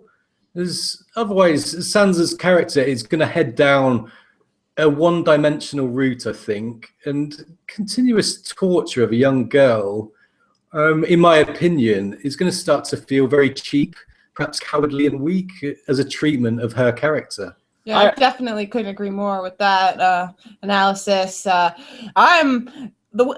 plot line is to the point where I don't know where it's going. I don't have very high hopes, and if it goes to a certain point, that'll be it for me in terms of reviewing the show. I'm trying to keep my hopes up, but I just don't have. I'm not very optimistic about what they're doing here in terms of what Sansa's going to experience and what she is going to do herself instead of just reacting to things. And so I really do hope that she does actually take some matters into her own hands soon. I'm pretty optimistic because I expect that to happen. I do think she's going to take things in her own hands. And I think the courage she showed at the dinner, which we'll talk about in a minute, and other parts, and in general, and like you said, Yolkboy, about the hints that Littlefinger has taught her well as the where her book arcs are going, which is she is starting to take more control. I think everything is heading into a Sansa taking control of her own life direction. So maybe my optimism is misplaced, but I do think that she is going to come out on top of this Bolton situation. So, well, I think she's going to come up on top, but I think there's going to be something horrible happening. I think some horrible things will happen, but I'm not sure they'll happen to her. They'll happen around her, maybe. We'll see. I'm hoping, although I hate it when they show the torture and stuff. Like, I'd hate it if she had to watch him kill Miranda and torture her as well. That would also be very unpleasant for me. That would be very pleasant. I don't think we need to see any more of that. On to Miranda and Sansa and Theon. We have Miranda being like really creepy here, and it was like really forward of her, I thought, to touch Sansa like that. I mean, she's a peasant, she's a kennel master's daughter, and Sansa isn't like the bastard of Lane Stone. This is Sansa Stark, and you're just coming up to her and touching her arm and stuff. That's just it was. I would have expected her to like stop her earlier. And I was also surprised that Sansa even went into the kennel in the first place. It seems like such an unnecessary risk. And I feel like she should be somewhat on edge for like people know who she is now. She is in danger. Someone could be there to kill her. And maybe it's just showing that Sansa is very brave. She's familiar with animals, with wolves, with her dire wolf. She's not really scared of dogs. But as it turns out, she didn't really need to worry about anything because it was just her showing her Theon. Yeah, and I was scared of that too. It was about she gets about halfway through. I'm like, oh, it's gonna be Theon. At first, I'm like, don't go in there. Dogs, don't go in there. Yeah. Don't listen to her. Side note, when she was asking her about her clothes, the next scene when you see her at the Bolton family dinner, Sansa's she's wearing one of those northern collars that we've seen on like Arya and Catelyn, and in season 1 we saw it. It's like a ropey kind of big collar, and her hair at dinner was also worn in Catelyn's style, which is kind of nice that she changed her clothes after Miranda complimented her. And there's another kind of parallel to Catelyn there, a little nod to Catelyn, yolkboy, that you wanted to explain to us. Yeah, the tall tower that we see that she's supposed to light a candle, like a very luminous candle, at the top of, turns out to be the one that Bran was pushed from by Jaime all that time ago. So it's a nice little tie back to the very first episode of the show. And Ashaya, you had something else to say about that, didn't you? Yeah, we even had an exact shot from the exact same angle, like looking down of Catelyn in season 1, looking up at the tower there. It's spot on. It's the exact same shot, except now there's some snow on the ground in Sansa's shot. Yeah, that's true. And nice. One more thing about Miranda, I think that I think that she is being the one set up to have something awful happen to her rather than Sansa. And Sansa may be witness to that, because I think that is part of why they're making her so creepy and crazy, so that we will be less disturbed by having bad things happen to her. Yeah. I mean, it's not going to be undisturbing, but it would certainly, I think we can all agree that even if we don't want to see it, we would vastly prefer, like yolkboy said, seeing it happen to her than to Sansa. Now, here's an interesting scene, though, an interesting question about the whole dog kennel thing. Did Theon set that, or did Ramsay set that up, or no? Yeah, that's the big question. See, for me, I went watching it. I didn't think so at first. Like, it didn't even cross my mind. And then I thought about it for a minute. And I was like, it really doesn't make sense. Like, that was a kind of weak plot of Miranda's to just do that. Like, I don't know what her plan was, how that was going to cause some rift or upset Sansa that much. It just seemed weak, and it seemed like a huge risk of Miranda to me for her to risk her position with Ramsay like that just for this.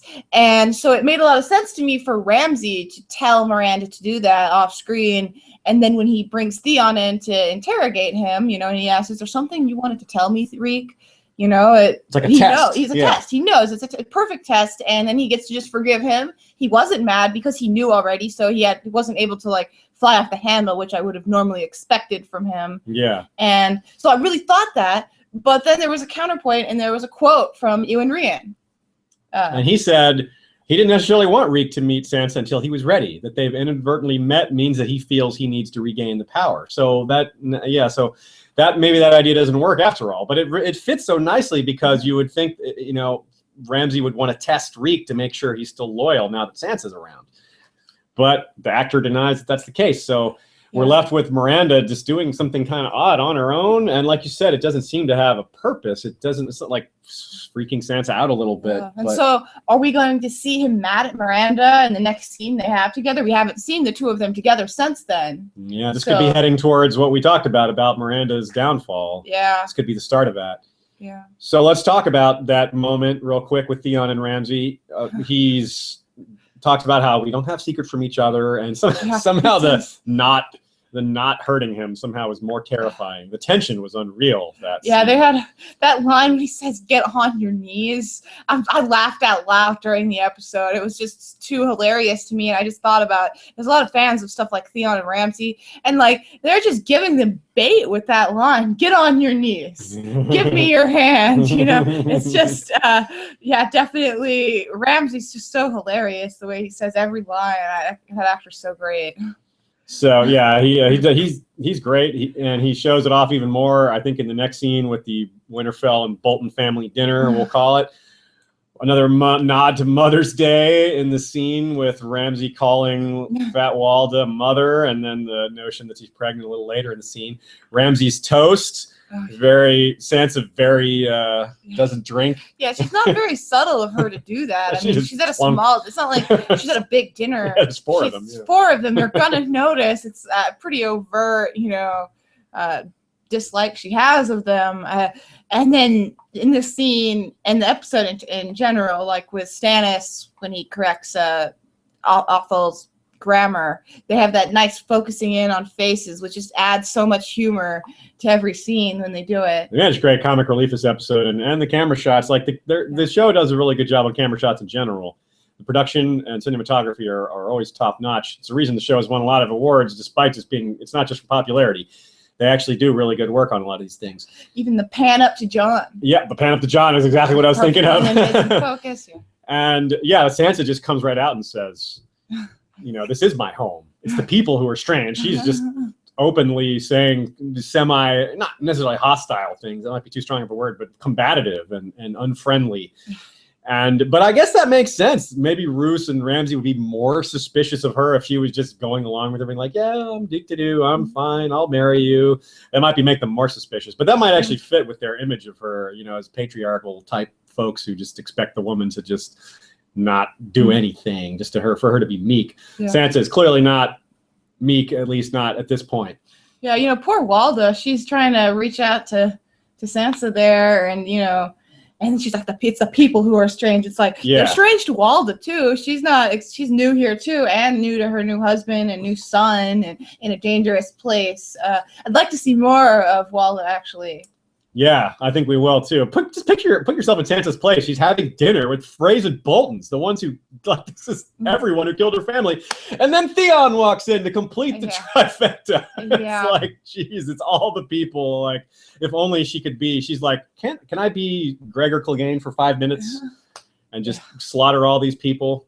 But she'll have to play a more patient and cunning game, which I really expect that'll happen. Now, is she? Another thing that gives me hope for Sansa being relatively safer is some things from the book. Now, Lady Dustin, an important character in A Dance with Dragons, she points out that, here's a quote, Lady Arya's sobs do us more harm than all of Lord Stannis' swords and spears. If the bastard means to remain Lord of Winterfell, he had best teach his wife to laugh. In other words, the way Ramsay is treating fake Arya in the book is undermining the Northerners' support for the Boltons because they have an affection for Arya and the Starks, even though that's obviously not the real Arya. So that might be a bit of protection for Sansa, that people aren't necessarily willing to tolerate bad things happening to her. We've already seen the servants are on her side, so that's a thing that might be waiting to help her if she needs it. But Ramsay's also, my perception of Ramsay is, book to show comparison, is that the book version of Ramsay is smarter. He's more cunning. He showed his father at least on 2 different times that his plan was good, even though Roose was sort of objecting it. I'm sorry, the show version of Ramsay has done things that the book version didn't do that were clever. He seems to be funnier too. Yeah, he's definitely funnier. And handsome. Clever. Yes, that is also true. That's not hard. Yeah, that's not hard. Ramsay in the books is described as quite ugly and big, wet rat lips, worm lips. Worm lips, like Joffrey has. And a weird, like, ruby blood drop earring in one ear. Yeah, he just sounds he sounds pretty creepy. So that all helps me feel, that's part of why I feel the way I do about Sansa, all those factors.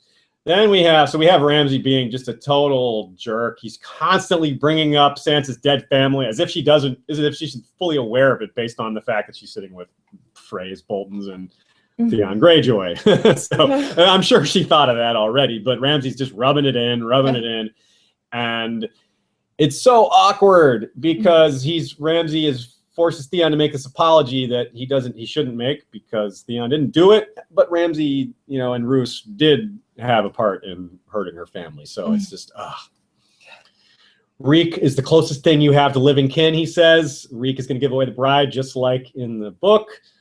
Marceline R. and others wonder if Theon will help Sansa take down the Boltons. We've thought about this a bit. I think it's a decent chance of that. I think it's more likely that he helps her escape, like Jane Poole does, like he helps Jane Poole escape. But it could be something a little more direct, more like stabbing someone in the back, or something more combative or violent, rather than just an escape. So we have Ramsay breaks the tension with his that was getting truly tense with his more great acting there. Of course, he's the one that's making it tense. And then Ramsay freaks out, can't contain his disgust at the notion that Walda is pregnant. and Sansa needles him and gets a little bit of pleasure out of that. So yolkboy, you had some notice. You noticed some things about that. Yeah, worries for Walder. Yeah, we were going to come to Walder. worries in the week. I think we've all got worries for Walder. Here we see Ramsay. Perhaps he's jealous, and it's in the same kind of sequence just after telling Miranda not to be jealous. And his reaction might not bode well for Fat Walder if he sees or continues to see the child as a threat. And Roose and the writers of the show obviously made a point of saying that this child is going to be a boy. So definite threat for Ramsay, whether, in his mind it's a threat or in the real world it's a threat. It doesn't really matter. As long as he thinks it's a threat, Walder's in trouble. Yeah. I did look up the books. There's a quite funny quote. If she pops out sons the way she pops in tarts, the Dreadfort will soon be overrun with Boltons. Ramsay will kill them all, of course, and that's for the best. I will not live long enough to see new sons to manhood, and boy lords are the bane of any house. Yeah, we have that. That will segue us to Roose and Ramsay together. Conversation, which was glad to have this conversation, but it was missing one of my favorite little bits in the books. Actually, is when they Roose set it up and then didn't do it. They set it up. They talked so much about their sex life, and there's a line where Roose says, he's like, I quite like my wife, her size and sounds, and he talks about how she's very responsive in bed, which is just such a great touch to imagine their active sex life. Yeah, Roose Bolton, the most cold and uncaring person, and he's like, I find her quite endearing. It's really, it's such a great thing. But we still have plenty of time, maybe, for them to talk about their sex life more. Maybe we'll hear them having sex. Yeah, instead, all the Sansa hearing Lysa and Littlefinger, she'll instead hear Roose and Walda. Oh wow, that'd be great. I hope that happens. That would be a really funny, obscure parallel. Sansa hears sex from a different couple. Yeah, she heard sex from Ramsay's room. It would be sounds like a thing. Yeah, and this I love. Instead, Roose gets a different comedic line. He said when Ramsay's joking about how did you actually sleep with her? How did you find it? How did you do it? And he says, I'm sure you're quite familiar with the procedure. And then as Ramsay gets more petulant, Roose kind of shuts him down and says, you disgraced yourself at dinner. And the way he just always shuts him down with one hard line. And you're worried about your position. And Ramsay says, I'm your son until a better alternative comes along. And then we get the great, I don't mean great how great, but the origin story of Ramsay, which is a well-written passage, but obviously very dark and kind of disturbing. But it is pretty much straight from A Dance with Dragons. The only real difference being, instead of the eyes being the main similarity, the thing that Ramsay has of Roose's is the one feature that they have in common is the eyes, which are very distinct. Roose's are stronger. They're very pale, and Ramsay's are a little less pale, but they're still very distinct. And instead, Roose just says, I recognized you as my son. But this whole scene is a direct parallel to Tyrion and Tywin. And it's the whole you are my son speech, where the only time Tywin is a good father to Tyrion is when he needs him. This is right after Jaime is captured, after the Battle of the Whispering Wood. Tywin fears for Jaime's life because Joffrey's just cut Ned's head off right before that. So Jaime's life is clearly in danger. But the reason he's doing that is he says, I want you to go be hand to the king for me. And he's like, I need you. You're my son. He's basically setting him up. The one time he's nice to him is because he needs something from him. This is the same thing happening here. Roose Bolton acts like Ramsay's his real son, as if Roose isn't just going to do what's best for him when the time comes. I'm sure that if Roose likes this new kid better, then he'll be the heir. But if Roose likes Ramsay better, then he'll be the heir. But Roose hasn't decided yet. He's not going to decide. Ramsay's got Sansa, which is why he needs him Right. To be clear, that's a big reason. Plus, he needs it to have an heir. Actually, have an heir. He doesn't just want to have like a baby and hold his belly. Right. So but- as soon as he gives this "You're my son" speech, he says, "Oh, and by the way, we're going to go fight Stannis now. Are you with me?" It's like right after my son speech. At any point in the show, I know it wasn't during this scene. Did they have it in a previous scene when Roose says, "Don't make me rue the day I raped your mother"? No, he doesn't say that specifically, but we get the story. Yeah, I wasn't sure if that had happened in a previous, episode. I don't recall that happening. No, certainly from the books, of course, but yeah, I don't think that's happened here. Maybe it will happen now that it's been established. Maybe now he'll get to say it again later. Yeah. Say, yeah. So we have that scene was a little bit like some. I don't know. They were like Sith lords at the end there. They were like villains scheming like the Winterfell. The North is ours. Will you help me hold it? But the other thing about that though is it sounds that the battle and the campaign is very imminent. They're not gonna wait to marry Sansa. The marriage to Sansa's got to be soon because the campaign can't happen until the marriage. Ramsay's not gonna leave Winterfell to go out on campaign until he's married Sansa. So that seems to be seemingly going to happen pretty soon, which leads us to a very big question. Will we see the Battle of Ice this season? I don't know. Maybe not. Manpower is an interesting question. I think we will.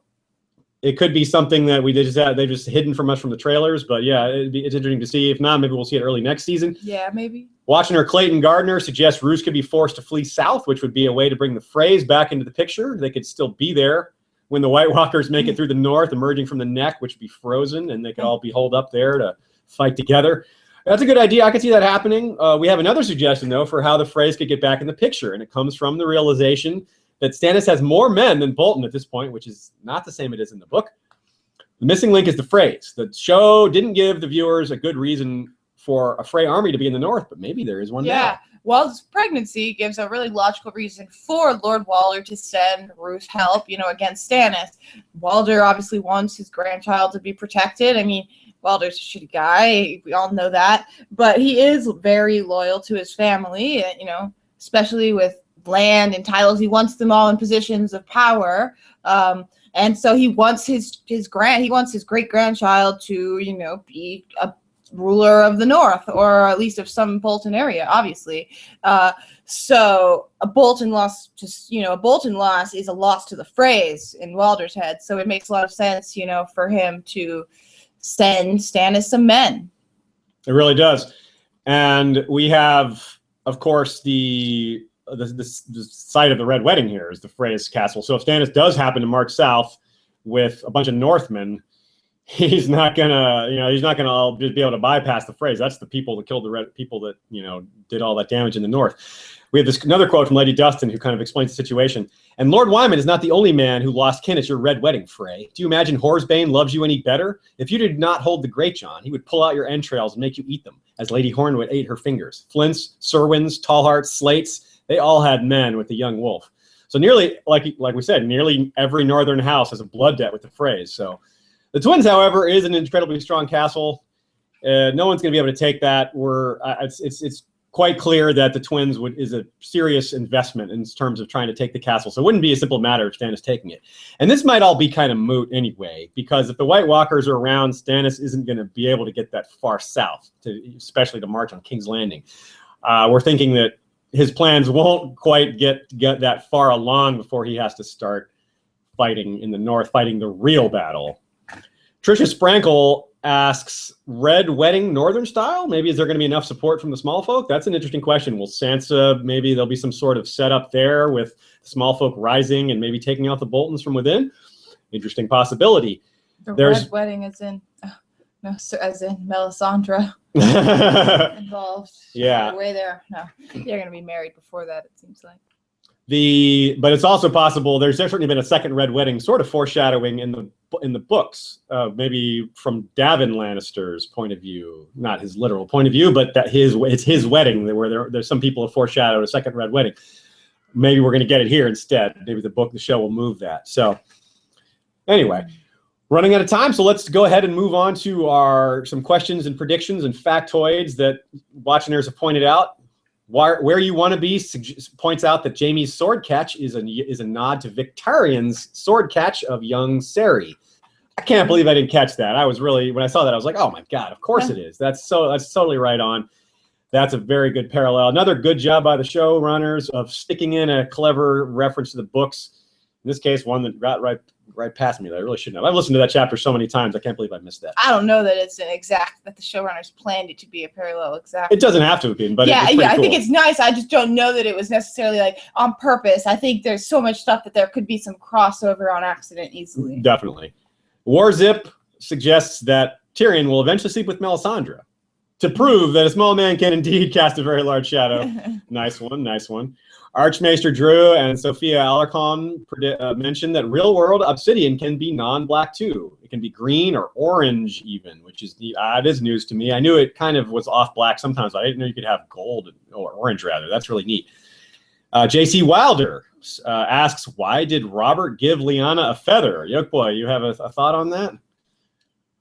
Yeah, I think you usually put a flower on a grave or a tomb, wouldn't you? But the showrunners might have wanted to avoid doing that with a flower, given that Lyanna, the Lyanna Rhaegar link is largely via blue roses, so it might have left an alley for confusion later on. However, I don't have any idea why it's a feather. Yeah, I found an article on, I was really curious about that, and I thought about it for a while, and I found an article on Making Game of Thrones, which is like the official, production diary or whatever. And I was like, yes, finally an answer to this question. But no, there was no information at all on why he left the feather. I mean, like, did they hawk together? Did she like birds in particular? Was that just what was handy to Robert? He was like, I should leave something. There's a feather up here. I'll take this down. Was it just because it would last, like a flower maybe would have decomposed over at this time, and so they wanted to have something there that would still be there. I have no idea at all. It's still a kind of an open mystery, I suppose. It's a bit weird. Yeah, I like to think that they hawked together. They had some memory where they dealt with birds in some way. Watching her, Vince Fergali asks, will Olivar get the blue bard treatment? All I have to say to that is yikes. I hope not. But it does seem very possible. Olivar, of course, is the brothel keeper, with Littlefinger's brothel keeper, who's been in the center of everything. The Blue Bard got tortured brutally to tell a story that wasn't true as part of Cersei's plot to help bring down the Tyrells. So that does seem possible. I hope that the show doesn't bother with that, though. We do not need more torture. No. Sir Pohi of the North wonders that if Tommen's incestuous birth is a problem for the faith, won't they have the same problem with Dany, who is an incestuous Targaryen? Well, Tommen doesn't have dragons. And the Targaryens have always gotten away with that. It might be difficult with reestablishing themselves. And also Dany has to get over the fact that she's a woman and it's a patriarchal society, and that will be held against her to some degree. But again, she has dragons, which means she can get over a whole lot of things that people will complain about. She says, hey, look, you really want to complain about that? Talk to Drogon about that. Baron Halstead asks, Karstarks, any parallels to the Karstark plots might happen? We have Alice, Cregan, and Arnulf. Will they appear? Is there any possibility for a similar condensed situation? Well, some other watchers have suggested a possible Sansa-Tormund match. Sansa Giantsbane, as we talked about Sansa Giantsbane. Torsa? Santor? What's the ship name there? But watcher Travis Raker suggests that this kind of redhead power would be enough to destroy the others by itself. That is a lot of redhead power. Sansa and Tormund, those are very redheaded people. Abdul Romano has two good suggestions here. Well, he wants to know if he suggests that Littlefinger will tell Cersei about Sansa, but act like he was not involved to create a rift between the Boltons and Lannisters, and also forcing Bolton to rely more on his alliance with the Vale. Very good suggestion. Obviously, we don't know if that's going to happen, but I really like that idea. I can definitely see that happening. I like that too. I still like my favorite idea is that he lies to her and tells her that he gave them a fake Sansa. Yeah, we brought that up last time. And the Boltons are betraying him. That way he gets the Boltons under the bus, saves himself, and he covers his ass. I think we can be pretty sure that Sansa, or that Littlefinger is going to lie to Cersei. Yeah, some way or another. James Bushell wished Joffrey was alive, only time ever, to see him go head-to-head with the Faith. It wouldn't go down like he did with Tom, and that is for damn sure. I agree with that. Now, Ostrich Stark predicts that Meryn Trant will say mercy, and Arya will respond, not today. I would love to see that. That would be perfect. So let's do our worry of the week or the week. We talked about Miranda and Fat Walda. Both of them are at risk for sure. Aemon, of course, maybe while Jon is at Hardhome. What else do you guys think? I was a little worried about Davos with that whole Shireen protect me stuff. Yeah, I'm more worried about Shireen. I mean, I'm most worried about all of Marine. Grayscale coming in. Yeah, that's a pretty big deal. Anybody else you're worried about? I wouldn't say I'm worried about Meryn, but yeah, Meryn. Yeah, it works. We're looking forward to that one possibly. Yeah. I guess Loras, yeah, he could ask for a trial like combat, which would be interesting. Unless of course he has to fight Sir Robert Strong, which could happen if Meryn Trant dies first, and that spot opens for Robert Strong to be added to the Kingsguard. If not, then the Kingsguard situation will be done a different way. Maybe Loras' spot will open. What about you, Loras the spot. Any worries of the week? Well, I think you've covered them. I think Shireen, that was largely from last week and a bit from this week. Fat Walda, she seems nice. Just give her a break, you know. Did she have to tell Ramsay that she's, you know, she's with child and it's going to be a boy? I don't like it. Really asking for it there. Huh? So let's go ahead and move on. We're going to do our credits here. But remember, after the credits, we're going to have just a few minutes of discussion of the trailer. We're not going to have a lot of time for that because we're running short on time, but we will get in a little of that. Talking real quickly. You can tell. That's right. I always speed up when we're running short on time. So thanks to Matt. Thank you for being here. Radio Westeros. You guys should check it out if you haven't. We've been plugging you guys all year. If you haven't checked it out yet, what are you waiting for? Go ahead and go to radiowesteros.com and pick out your favorite character that they might have on their list. And if they haven't done an episode on your favorite character yet, well, just send them an email and tell them how much you'd love to hear your favorite character get analyzed. We have reached our second Patreon milestone, so thank you to everyone who is helping us at www.patreon.com/historyofwesteros. Our Hand of the King is Lord Cash Craig, a.k.a. Vaxis, on the History of Westeros forums. Our Warden of the North is Lord Parker, the Bastard of Starkville. The South, East, and West are still undefended. We made it to 2 milestones with only 1 border defended. I don't know how we managed that. We have a Master of Coin by the name of Lord Robert Jacobs. Our Master of Whisperers is Lord James the Scholar. Grand Maester Itai wears the jeweled collar of many metals. Rosie the Clever is our Master of Laws. Lord James Tuttle is our Master of Ships. The History of Westeros Night's Watch Lord Commander is George the Golden. Our Kingsguard is commanded by Lord Commander Shepherd. Sir Troy the Steady swings the Valyrian Steelblade Fate as the History of Westeros King's Justice. Lady Direlies of Castle Naki and Lord Nathan of the Fire Fort provide lordly support and advice that pays off for us all. Now, to get your name on that list, go ahead and check out patreon.com/History of Westeros and check out the benefits and other things we have to offer. Now that we've hit this next milestone, we're going to be getting a new camera. Yeah, look out for that. It probably won't be out. We probably won't have it as soon as next week, but pretty soon. We got to do some more research. Yeah, we want to make a good choice there on that purchase. We're not just going to go ahead and do something, you know, buy something by the seat of our pants there. Now, another important thing.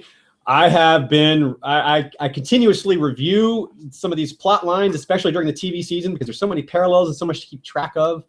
I do that by listening to audiobooks. You can check out, if you've been wanting to check out Game of Thrones, A Song of Ice and Fire on audio, the best way to do that is through audible.com. Go to historyofwesteros.com and click on the Audible trial link on the right. You can get 30-day free without paying anything. That includes 1 free download. Download Game of Thrones or Dance with Dragons or Feast for Crows, since that's where we're at right now. A lot of these chapters we've talked about today, a lot of these quotes came from A Dance with Dragons, and the reason we were able to pick them out and get them in this episode is because we're just so aware of them and we knew where to find them. And that comes from listening to the books, getting that really in your head. While you're doing chores or exercise or things that are maybe tedious, why not be listening to Game of Thrones while you're doing that? Treat yourself. And it's free, and it could provide you with a lot more entertainment over the years if you actually end up liking audio entertainment like that. So real quick, we got to talk about the trailer. So if you don't want to hear about the trailer, we'll see you next week. But we get Arya walking towards a door. A quote by Jakin over a voiceover saying, "Is a girl ready to give up her identity?" I don't know. Is she? So we're definitely going to see Arya next week. It's hard to see where that plot line is going. It's still pretty early in the game with that plot line. Yeah, we see the Sand Snakes, of course, and Myrcella and Trystane. We'll actually see some more of them, I suppose. Get some actual insight on what Trystane's motivations are. Yeah, we see Myrcella getting a flower from Trystane, so it does look like they have a real relationship, or at least Trystane is trying to establish that. Yeah, it's the question is whether he's truly in love with her, or truly cares about her, or whether he's part of any schemes. Yeah, probably really likes her, I think. That's true. So we'll have to wait and see. It always pays to consider the cynical outlook. Maybe Trystane is up to something. It's entirely possible. We also get a shot of Olenna. So the Queen of Thorns is coming back. That's exciting. We get to see more dialogue with her and Cersei, most likely, and maybe she'll be chatting with the High Sparrow, who is an intimidating figure that I doubt will intimidate her, but is not exactly a pushover. Yeah, we see Loras getting wrestled down in front of Tommen, and Tommen is just like powerless to do anything about it. So that'll be interesting. We see Littlefinger accosted by Lancel and his men. That's very interesting. I don't know what's going on with there. And then we see him. Yeah, what Littlefinger's trying to do is probably maybe go to his brothel or going to talk to the High Sparrow about his brothel or something. And stop him. Very. We'll have to see where that goes. Very, very a lot of possibilities there. We also see Cersei and Littlefinger having several conversations. She's kind of asking him about where the Vale stands, and he tells her that the Vale is ready to fight for her, which I don't think any of us believe that for a second. Yeah, then we have the Boltons in the snow, and it sure looks like a wedding to me. We have Ramsay and Roose dressed very nicely in front of a weirwood with a crowd, like a bit of a crowd, and then we have Theon dressed more nicely, not great. And so, I think it's just obviously a wedding, just based on Theon dressed nicely.